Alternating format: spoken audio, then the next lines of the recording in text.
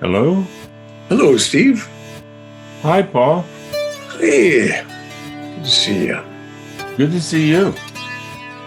I'd like to start with the third step prayer. You up for that? Oh, absolutely. Cool. So, God, I offer myself to thee. Build with me and do with me as thou wilt. Lead me from bondage of self, that I may better do thy will. Take away my difficulties, that victory over them may bear witness to those I would help of thy power, thy love, and thy way of life. May I do thy will always. Amen. Amen. So, shall we jump in? Sure. We're already recording here. Okay. Today, we get to experience the presence of a guy who's authored more than 30 books, including bestsellers, Time Warrior, How to Get Clients, Reinventing Yourself, Prosperous Coach, and 100 Ways to Motivate Yourself. He's the founder and primary teacher at the internationally celebrated Coaching Prosperity School. He has degrees from the University of Arizona in English and Political Science, degree in Russian from the Defense Language Institute. That was a new one. I didn't know that one. And an honorary degree from the University of Santa Monica in spiritual psychology. He's just published a new book, The Very Best of Steve Chandler. So, Steve, this is a compilation of 10 of your books. And you write in the introduction that you discovered in the process of bringing together these bits and pieces that there was a common theme, and that is that people can change. So what gets in the way of people changing? Well, I don't know if the prayer you and I did is going to be part of this. I don't know. What do you think? Well, it'll make what I have to say make more sense. Cool. Okay. Because I think what gets in the way of change is the bondage of self. And the illusion that we're trapped in a small, ego-based, fear-based little personality, and that our behavior, rather than caused by habit and repetition, is caused by certain traits, parts of our identity that feel permanent, but aren't. So I grew up thinking you were pretty fully formed personality-wise by, some people said, the age of 7 or the age of 5 or by the age of 12 before you go into adolescence. And you're kind of stuck with it. And it makes individuals like I was very discouraged about ever having a great life, given, quote, what I'm like. And so as I looked back, and I chose, along with my editor, little bits from the various books that I think would be most helpful to the reader, have the most impact. I really saw that throughout the book that's now a compilation, we went from the oldest book to the newest because there's a kind of a pattern of opening up along the way. But the common theme was change. People are afraid to change. People are unaware of profound change that can occur in someone's life, just unaware. At the end of that introductory chapter, you write about your coach, Steve Hardison. You say, Hardison was a master at connecting me and all of his clients to the divine creativity that lives in all of us.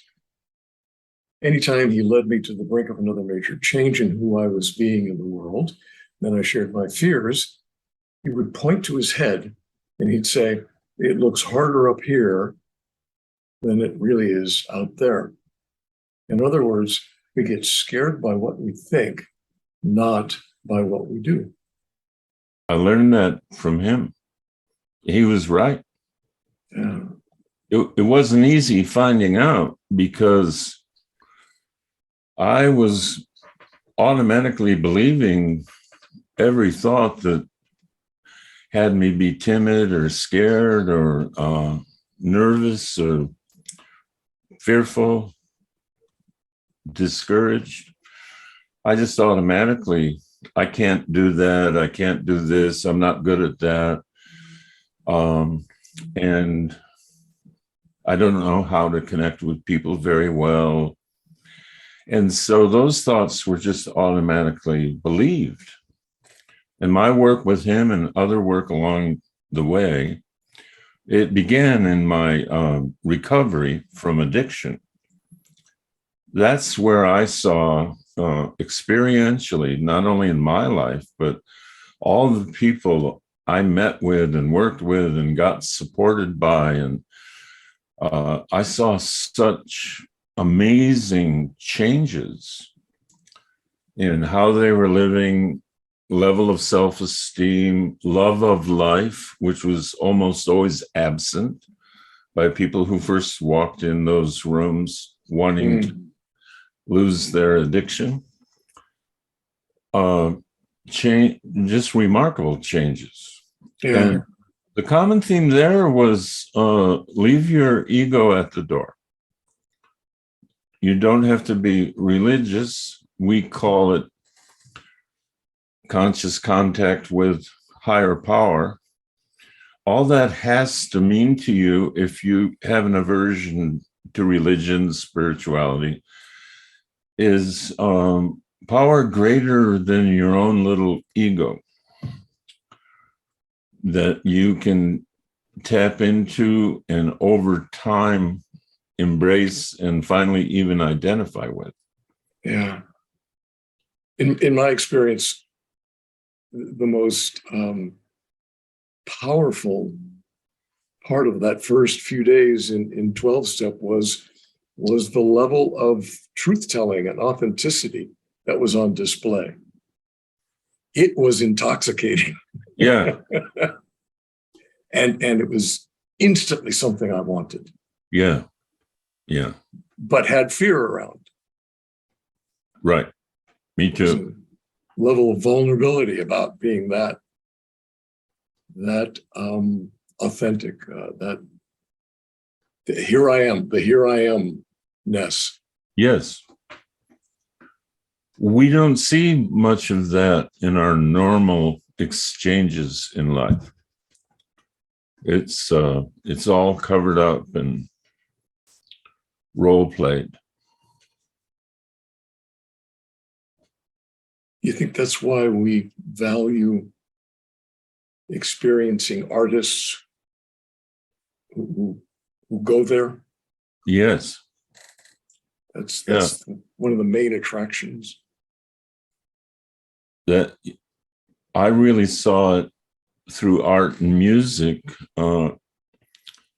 more profoundly than I saw it in spirituality and philosophy at the beginning. And then later I warmed up to spiritual teachers. But at the beginning, people like Bob Dylan coming out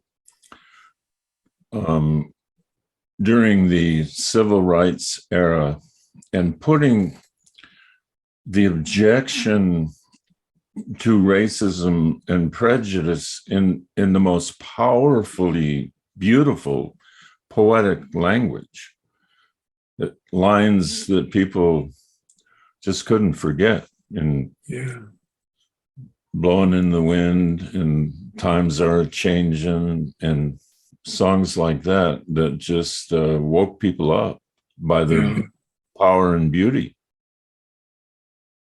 So you have a beautiful story in here about your daughter and her wanting to sing something for a school presentation of some sort. And you're coaching her. Can you tell that story? It's such a beautiful story. Yeah, both my daughters, two of my three daughters, the oldest one had kind of moved on by then, but they both had talent shows coming up. One of them had a vocal part in the group. That was Margie, and Stephanie had an entire solo of her own of a Mariah Carey song. And they were rehearsing them around the house. And they would say, Dad, Stephanie would say, what do you think? And she would sing it. And it would be sweet. And she had a pretty voice. And she'd be on the notes. And it was, yeah, it's good. But it was lacking enthusiasm. It was lacking heart. And so I wondered, what can I do? I don't want to just tell her. She doesn't want to hear it from her father. Sing with more heart if you can. She probably wouldn't know what I meant.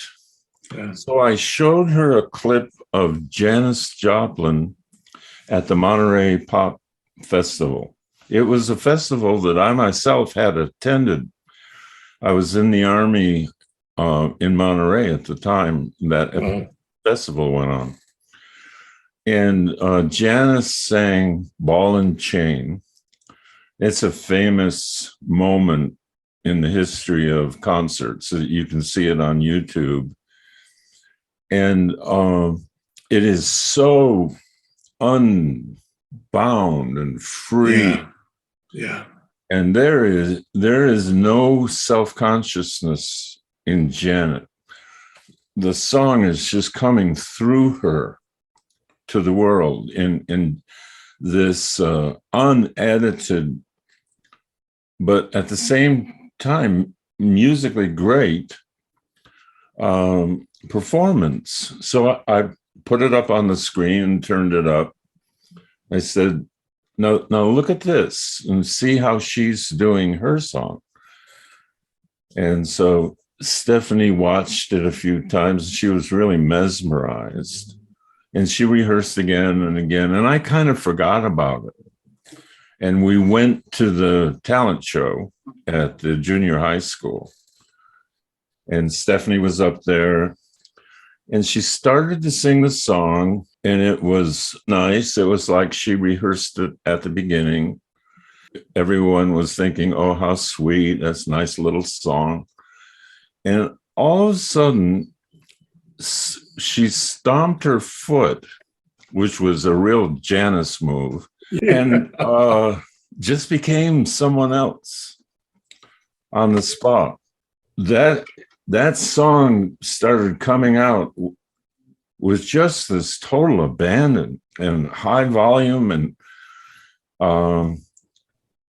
the people in the crowd were like, whoa.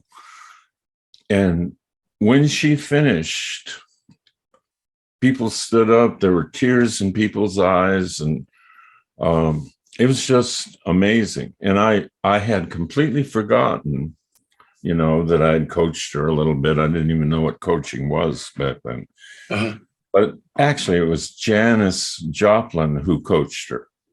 Show someone an example, rather than telling them what to do. Right. Anyway, it was an amazing moment, unforgettable. And you called it ownership spirit. Yeah, there's owning your own spirit, not having, I'm in low spirits because something's, some situation, or I'm in pretty good spirits because some situation outside of me, or some people are treating me a certain way. It was just, no, I own it. It's all mine. It has nothing to do with anything around me. Right. And I just saw that, boy, she owned it. And so I called it ownership spirit. So you write in that chapter, you just finished watching Janis Joplin. While I was putting the tape away, I told Stephanie, there are times in life when you have a chance to really go for it. Which in my coaching experience, wanting to go for it is what often brings people in. Yeah. I want to go for something. Yeah.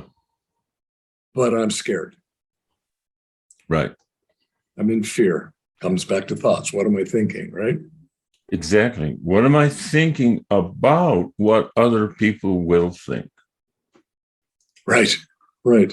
So somewhere along the way, and I think our society teaches this, we got a belief in there that our primary job to survive in society is to please people and win their approval.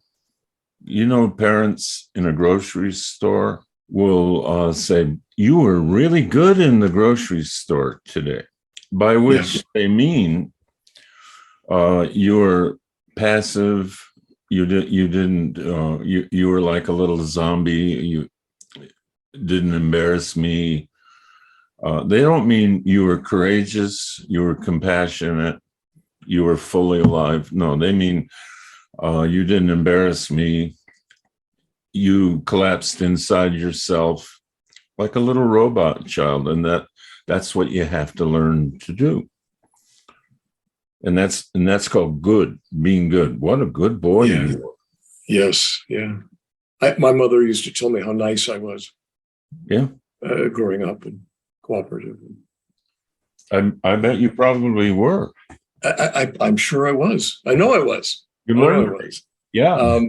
It then became something that I had to scrutinize as an adult and figure out where it was getting Yeah.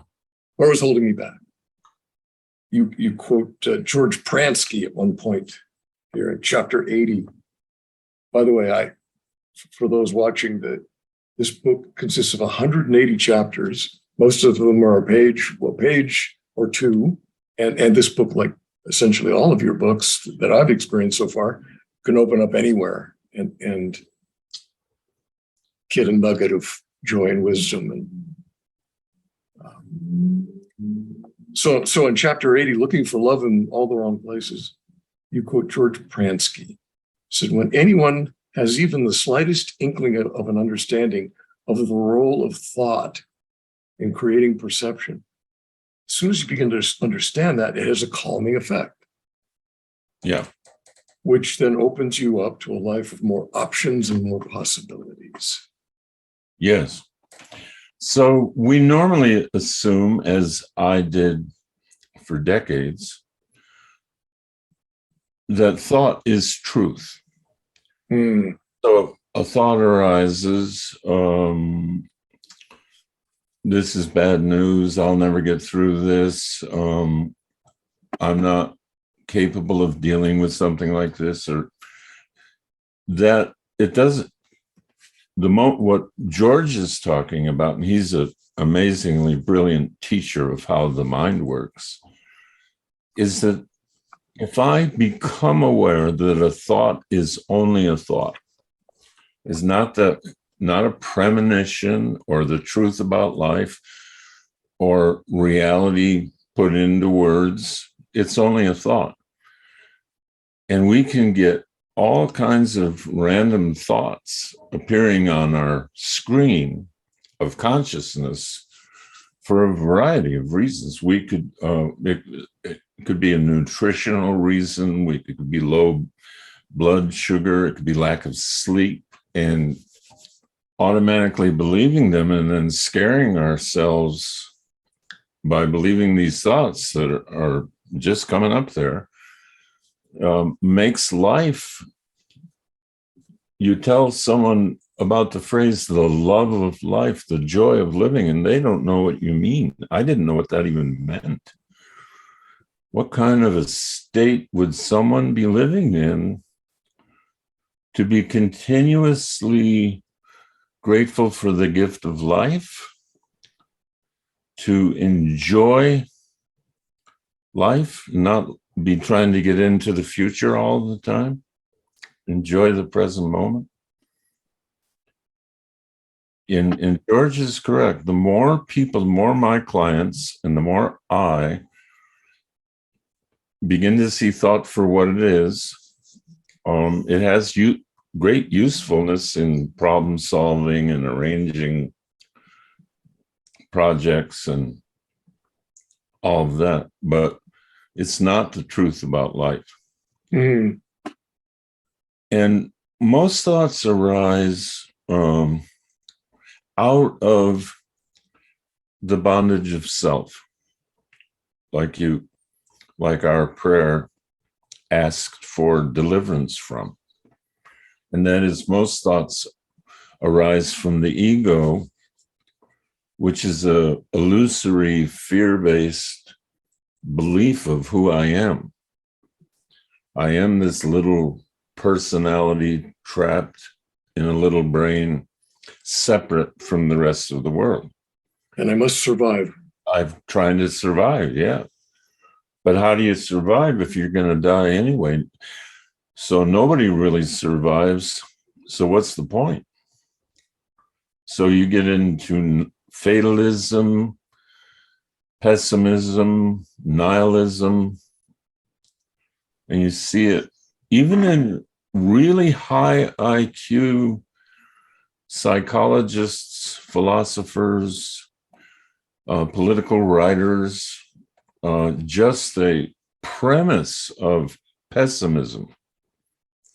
And then I'll talk within that context, but that's reality.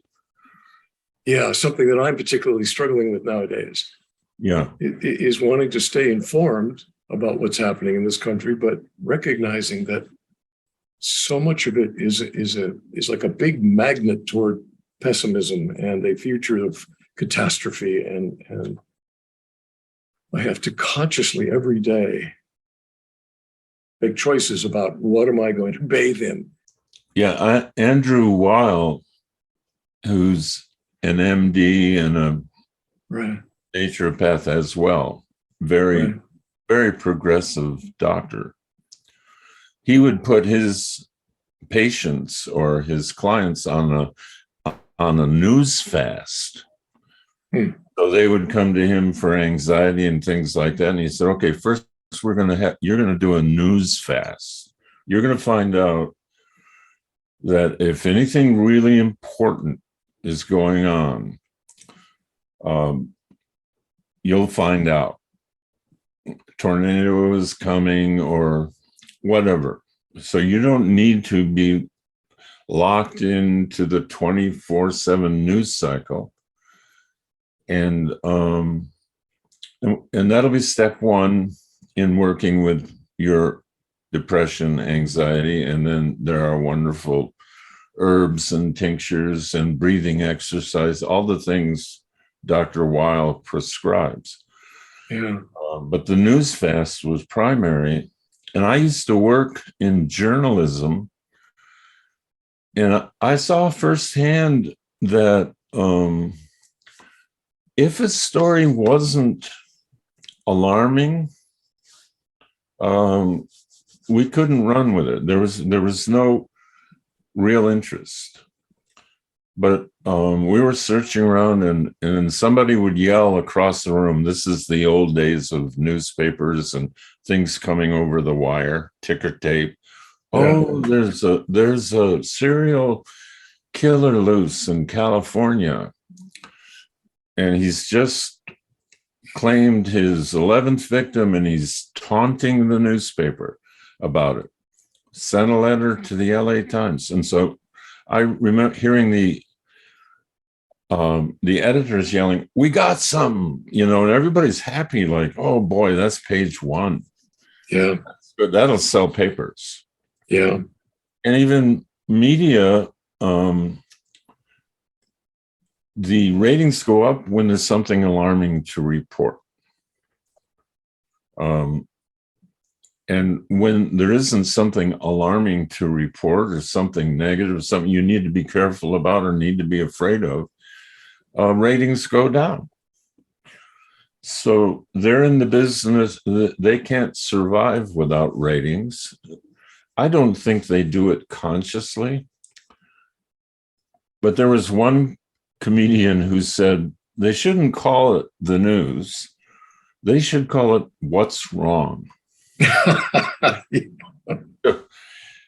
And yeah, that's what they're trying to find and gather for you. Yeah. And report to you.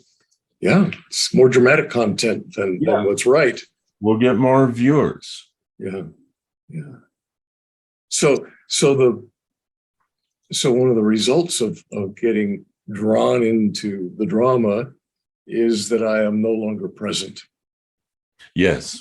And so you write about presence a lot. Talk about presence and love, the connection of being in love and the experience of presence in that. When you're in love, you're really in the now. And every little breeze seems to whisper Louise. That's an old song from the 30s. Yeah. And I think Tiny Tim did a version of it in the 50s or 60s. Marie Chevalier, I think. Oh, did he? I think so, yeah.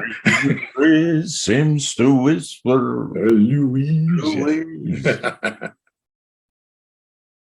I put that in one of my books once, and I had a young editor at the publishing company. She circled it and sent it back to me and said, "No previous reference to Louise in your book." So, right. And so she didn't know that I was referring to that song. And she said, "So you got to establish Louise before you do this quote." I said, "Please just leave it. Some people won't get it. I don't care. The people who get it, that's who I'm writing for." Yeah, love and being in the now.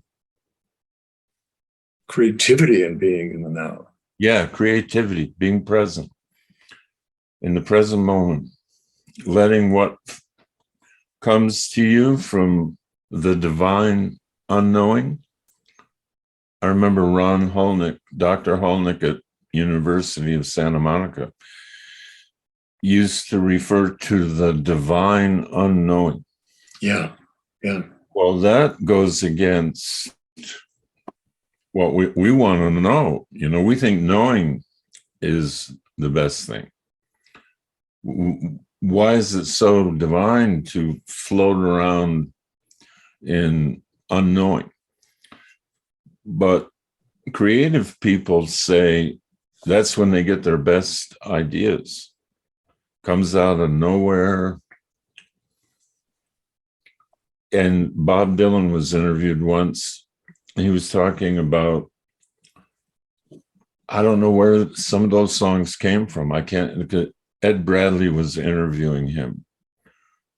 He said, "How do you think of all those colorful metaphors and images?" And he said, I have no idea where that came from.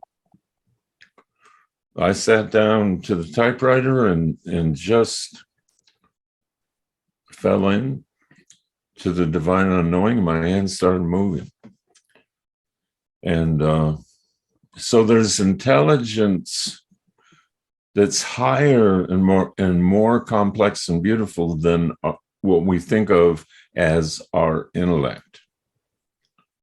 We just don't know it. We think the intellect, the left brain figuring stuff out, is the ultimate. So if I'm not using my brain, if I'm not analyzing and understanding what the heck is going on, if I'm in this place of divine unknowing, how do I remain feeling okay about it? What do I hang on to? Well, that's two different things, because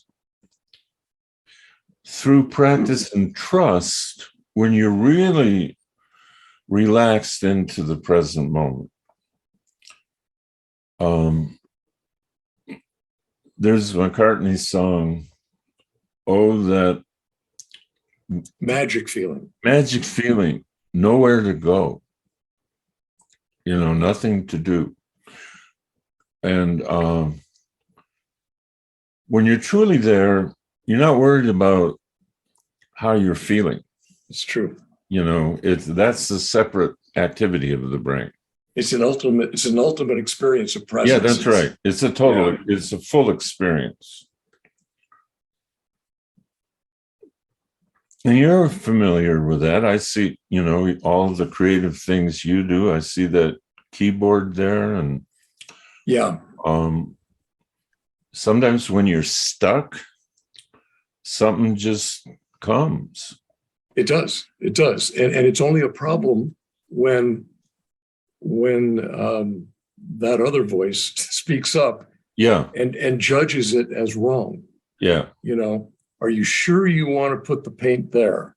Yes, exactly. Or Jesus Christ, this is really taking a long time to come up with a melody. And I've gotten into the habit at this point of saying to that voice, look, I'm in a relationship with something else so if you have an issue, take it up with my muse. Yeah, right. Yeah. That's a beautiful example of learning not to take thought seriously. Yeah. Being And I guess what I was fishing after was this concept of faith. The sense of faith that it's okay to be in the divine unknowing. It's okay not knowing what the future holds for me.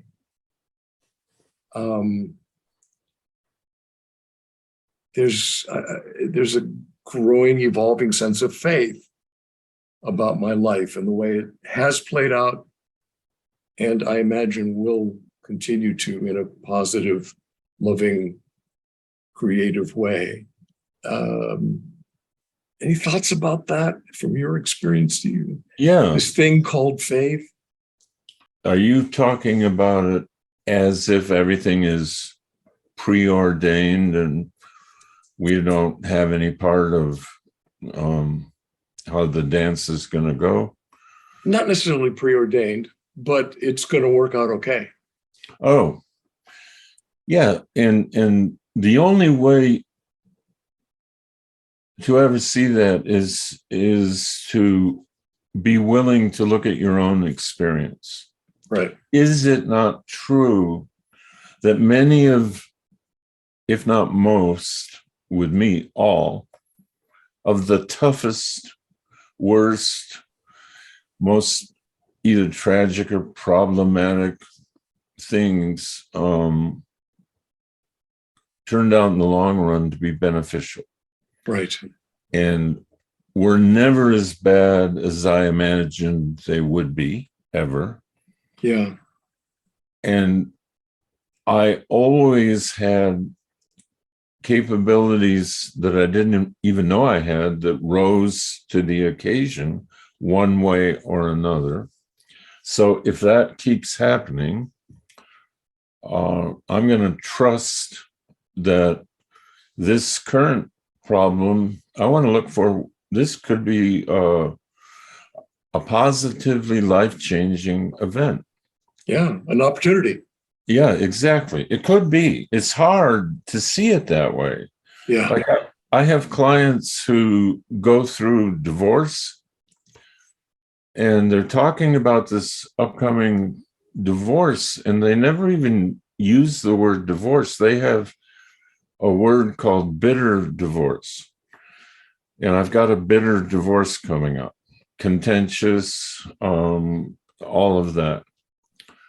And so my work is to help them see what if you played a part to the best of your skill and creativity in having this divorce not be so bitter, have it be based on love, collaboration, agreement, moving forward with our lives, forgiveness, and so that all people concerned, especially if there are children concerned, Yeah.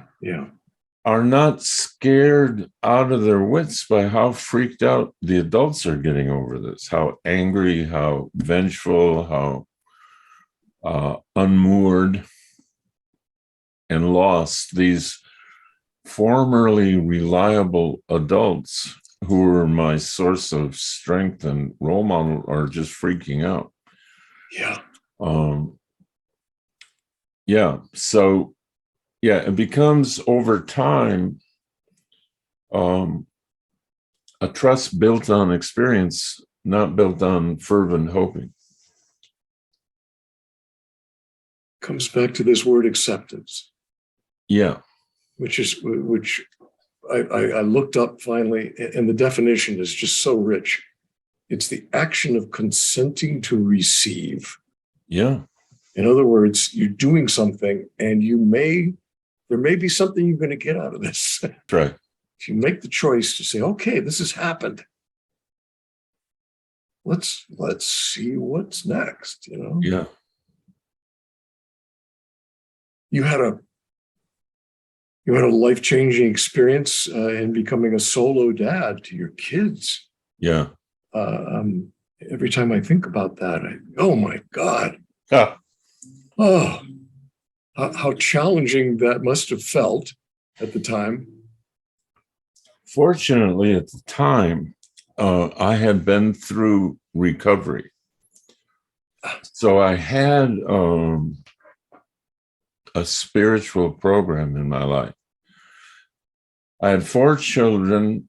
Their mother was institutionalized with a brain disorder. And okay, it's me and the 4 kids. Let's go. And when I talk about the situation, most people, wow, what a wonderful person, what a heroic dad, you raised those kids on your own. But at the time, it didn't feel like an overwhelming, it actually felt like an adventure. Now, it was very challenging. I don't want to say it was a piece of cake. It was like having the Nelson Boys or Leave It to Beaver family or something. It was not like that at all. It was not a sitcom. No. Well, yeah. It might be today's sitcom. It was like Animal House. But yeah, it was challenging. But my kids rose to the occasion. And again, it was a little bit like with Janis Joplin. They were watching a movie that they loved and I loved it. You know how kids like to watch a movie over and over. Over and over, yeah. They were watching Meatballs with Bill Murray. Yeah. And so in the movie, Bill Murray is the camp counselor for all these poor, disadvantaged, ragtag kids. And across the lake were all the rich kids. And they were big and strong, and they had this Olympics between the 2 camps with all these little events, the 3-legged race, the egg toss, the running races and all that. And at halftime, Bill's camp was way behind. And he gave this pep talk called It Just Doesn't Matter. And he said, listen, here's what you got to get. They've got all the money. They've got every advantage in the world. They are winning by an insurmountable amount. But the thing you're not seeing, because I can see how down you look, it just doesn't matter. And so he started screaming, it just doesn't matter. And then pretty soon all the kids were yelling, it just doesn't matter. And when my children's mother was finally taken away, they came and put her in what used to be called a straitjacket and put her in the back of a police vehicle and took her to a psychiatric institution where she was. And so now it's just all of us. And one morning I heard my 4 kids. I was still in bed, and one of them had a wooden spoon and a pot. And they were marching. We had this house in Tucson that was 1 story, and it was really long. And they were marching all around the house. And one of the kids would yell out, "We don't have a mother anymore." no, and the others say, no, we've lost our mother, but it just doesn't matter. And they would just say, it just doesn't matter. And then the line I always remembered was, we like our dad, but he doesn't know what he's doing. But it just doesn't matter. It just doesn't matter. And they were just cheerful. They were just like, hey, come on. They had gotten so much from that movie. And they were right. It didn't matter. They're all grown up. They're grown now. All the children are grown. And they have so many fond memories of just how awkward that was, the mistakes I made, the meals I tried to cook, yeah. And all that stuff. And they just love talking about it. They don't talk in terms of, oh, we had a really difficult, disadvantaged childhood. Yeah. So when I think back, I have a lot of joy in remembering me and those 4 kids just waking up and saying, we're going to keep going. We're not going to let this thing get us down. Yeah. It's not going to matter. Right. So you write about humor and how important it is, how important laughter is in self-improvement. How does humor play a role in self-improvement? Alan Watts used to say, the angels, I think it was Chesterton who said, the angels fly. They can only fly because they take themselves lightly. Uh-huh. And there's something about humor that opens people up. And when you're open and you're not being so serious and worried and clinging to your imaginary negative future, you're more creative, you're more thoughtful, you're more forgiving, you're more energetic, you're more playful.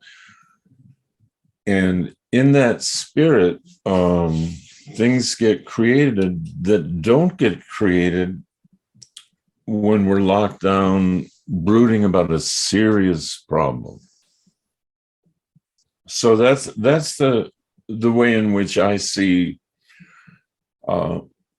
humor opening people up. Sometimes when I've got some big talk to give, or I'm intimidated by the kind of audience it is, I'll watch some of my favorite comedians in preparation, just to get myself to reconnect to the fun of life. Yeah. When I do that, I just get ideas and a lightness about it, and things go better. Yeah, you mentioned in your book suggesting, if you're working with a coach, suggesting to your coach that you deal with, if you're dealing with some issue, that you do it by having fun with it. Yeah. So a client has a problem. This is a really terrible problem. I'm trying to make money, and this one company that was going to work with me and was going to provide most of my income, they just went out of business. And so I will say, are you open to having some fun playing around with who we can replace that business with, and not like some horrific need that's pressing upon us? But let's play. Let's have some fun.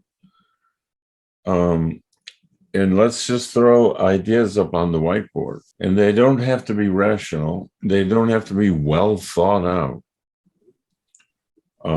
Just first thing that comes to your mind. Yeah. And no. So let's take it out of the catastrophe, the catastrophe category. That's right. Just for starters. Yeah. And play it like a game. People love to play games and chess problems and All kinds of gamers have nothing but problems, but they don't see them as problems. They see them as challenges to their skills and are really fun. Why not do life that way? Yeah. Yeah. And it improves creativity by a great deal. It's really a childlike experience, isn't it? Yeah. Rolling with whatever life is throwing at you and getting creative with it seems to be a thing that kids do naturally. Yes. Because they don't have this exaggerated fear of judgment yet. So my little grandson, can you paint? Yes. I'll go over to the piano and he'll walk over and start playing on the higher key. I can do that. His mother is cooking. He pulls up a chair and let me cook some of this. Or he'll turn the dials on the stove, like, and it's not like, am I qualified to do that? Am I going to get right. And when they first learn to walk, when they stumble, when they fall, they don't say, "Oh, how embarrassing." They just kind of giggle and stand up again, because there's not this exaggerated fear of being judged that gets conditioned in there over the years. So the same kid who is painting and singing and dancing, when you put on music, they just dance. Yeah. When you look at them when they're 30, how many of you can paint? Well, a room full of 40 people, maybe 3 people raise their hand. How many of you can really sing? 2 people. How many can dance fairly well? 3 people. Well, what happened? Because when you were 5, you'd say all hands would be up. When you were 4, I can paint, I can dance, I can sing. So something happened. Why could you do it then and not now? And the answer is we started comparing ourselves to others, and that person, that's good singing. Oh, that person's an artist. I can't do that, so I shouldn't even try. Right. Right. Limiting beliefs, they call this in spiritual psychology. Limiting beliefs that the ego thinks are keeping us safe. Right. So is there a connection between overcoming limiting beliefs and evolving spiritually? Yes, in my experience, absolute connection. Because limiting beliefs are ego thoughts based on my personality and my wanting to succeed and achieve in the material world and win praise and approval and validation from other human beings. And so limiting beliefs, I better not try that. I better not speak up at this meeting. I better not go for that position in the company. I better not sing at a gathering. Those limiting beliefs are all created in ego defense. As someone's spiritual path evolves, beliefs and thoughts that are egoic and place other human beings' opinions as the highest power in the universe, all that becomes nonsense. All that becomes, that's not significant anymore. And what's really significant is the big picture, which is spiritual path gets you more and more acquainted with and into and experiencing, and then you start coming for more of that. And the limiting beliefs, when they're identified by yourself or your coach or your spiritual teacher or your therapist or your friend, they look ridiculous when you look at them. And so, yes, the spiritual path and the limiting beliefs, they're very related to each other, I think. Yeah. And is it your experience that you've had to walk toward fear in order to overcome, recognize, heal these limiting beliefs? That it's a process of, okay, I'm afraid of that. That's an indicator of where I have to go. Yeah, there are occasions when I'm not really walking toward. That's a neutral thing out there. Like when I had to give my first talks, I had horrible stage fright, crippling stage fright. I would lose my ability to breathe properly. My hands were shaking. I couldn't think of what I was going to say. So, but the fear wasn't there on the stage. The fear was inside me. Yeah. So there have been times when I had to do something, even though I was carrying fear inside me. And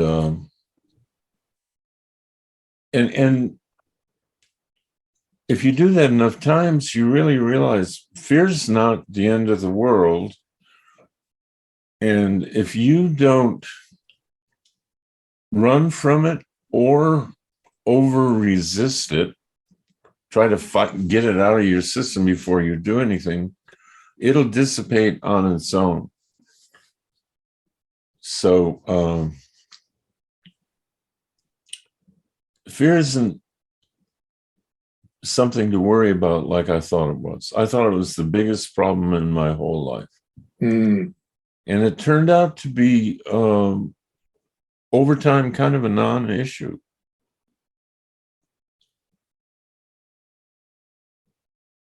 Fascinating. So who's inspiring you these days?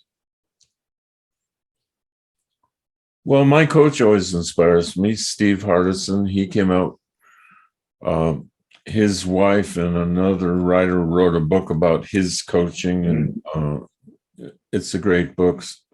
So he's the ultimate coach is called the ultimate coach. Yeah, the ultimate coach. And then spiritual teachers like Alan Watts and Rupert Spira and the old Christian mystics, Meister, Eckhart, G.K. Chesterton. So I'm inspired all the time because I make sure, and I call it deliberate inspiration. So for years, and with most of the people, my clients and friends, inspiration is something that they think is serendipitous and only happens once in a while. Oh no.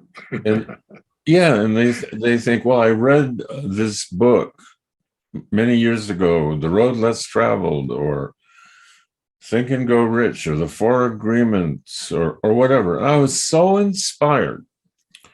I haven't been that inspired for years. Well, where's the book? Read it again. Did you Google what books are similar? Did you Google who else loved the book and see what other books they recommend? Because if you Google any book and see people commenting, even on Amazon, they'll say, if you like this book, you're going to love the book that George Pransky wrote or that Byron Katie wrote. If you like this, you're going to love that. So, boy, that might be inspiring. I'm going to go get it. So I want to make sure that my being inspired is not left to chance. Like I hope I see a movie that inspires me. I hope another Rocky comes along or another Moulin Rouge or something that I really got I hope it comes along. I haven't seen one in 10 years. Go watch the movie again. Let it be part of your life. You're not at the mercy of chance when it comes to inspiration. Now, Paul, I say these things as if they ought to be obvious to everybody and that they're so obvious to me, but for decades and decades, I was the poster child for being ignorant of the things I see or write about today. I was more ignorant, more lost, more fear-based than anybody I work with.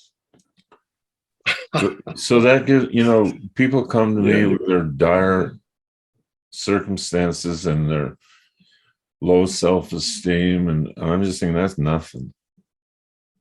That's nothing. Let's go to work.